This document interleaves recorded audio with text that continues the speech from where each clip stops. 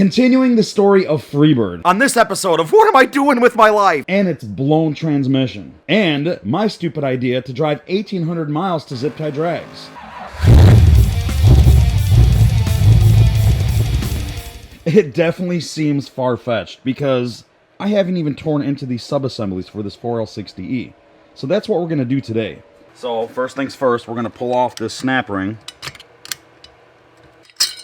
Simple enough. Then we're going to take out this backing plate. Remove all these clutches and plates. They don't look bad. There's actually a lot of friction material still on here. Okay.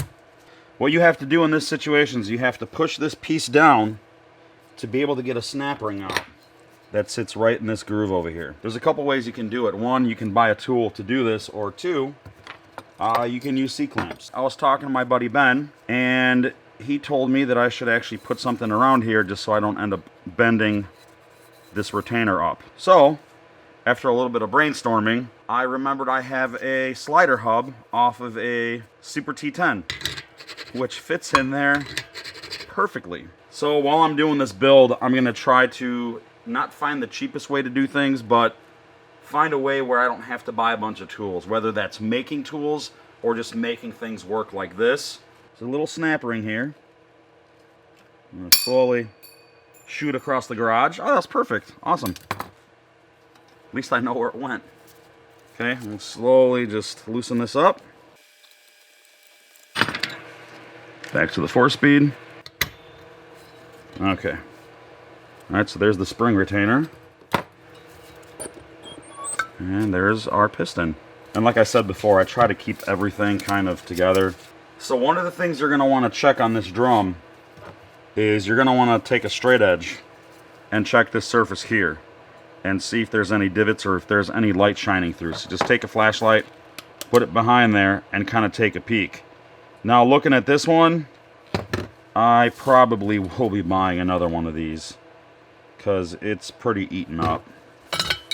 Here's the one thing that I've learned doing my first transmission a couple years ago. You can't take shortcuts. This is one thing that you cannot take shortcuts in. And trust me, with all the pieces going in here, if you make one small little shortcut, it could cost you your whole trans build. And that's kind of what happened to me last time. So yeah, I got to get a new drum. So I can't really do anything with this anymore.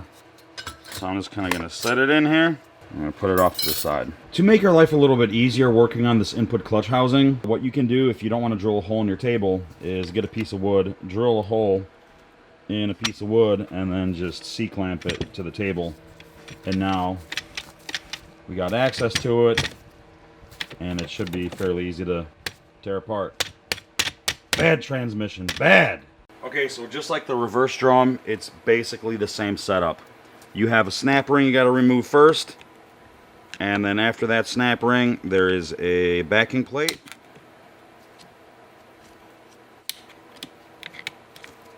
Now be careful with these snap rings because usually they don't come in the rebuild kit. So you don't have to be gentle with them, but you know, don't be super rough with them either. Just kind of work it. There you go.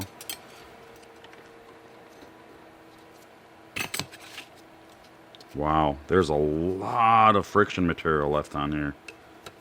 So what blew out this frickin' trans? I mean, obviously the sun shell was busted. Oh, now there is another snap ring here. So let's put this off to the side. Next snap ring. Ooh, this tight one. I feel like I should be wearing eye protection.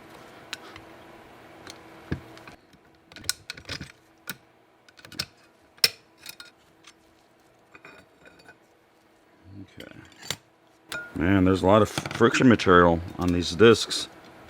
It really makes me wonder what happened here, man.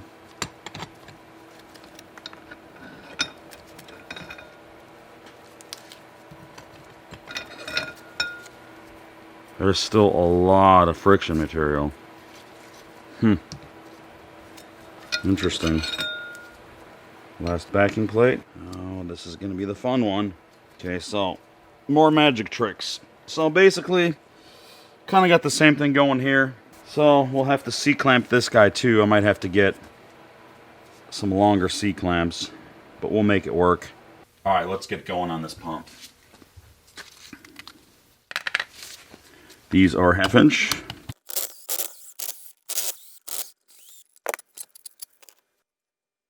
Well, I think I might have found my problem. I mean, obviously that sunshell was busted, but yeah. All right, well, there's that. So I would say that's definitely one of my problems. So yeah, I'm just going to check the casing and see if it's in good shape, and if it is, then I'll just replace all those internal pieces and save myself the money in buying a new pump. You know, the funny thing is, my buddy that gave me the car, he thought that it was probably the pump. Talk about some damage.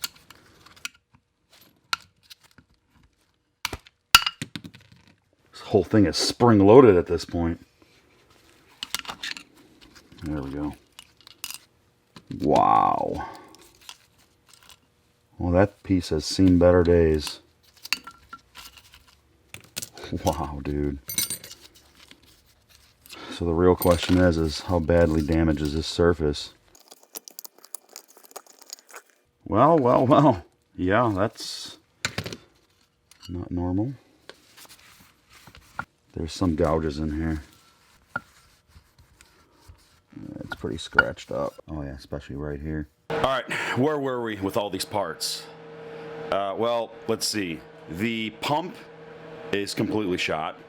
The reverse input drum is basically shot. And the input drum is pretty worn down. So what I didn't want to do, and I ended up doing last night, I pulled the other transmission out of Freebird. So I'm going to tear apart this transmission, then I can see if I got some salvageable parts in there. Wish me luck.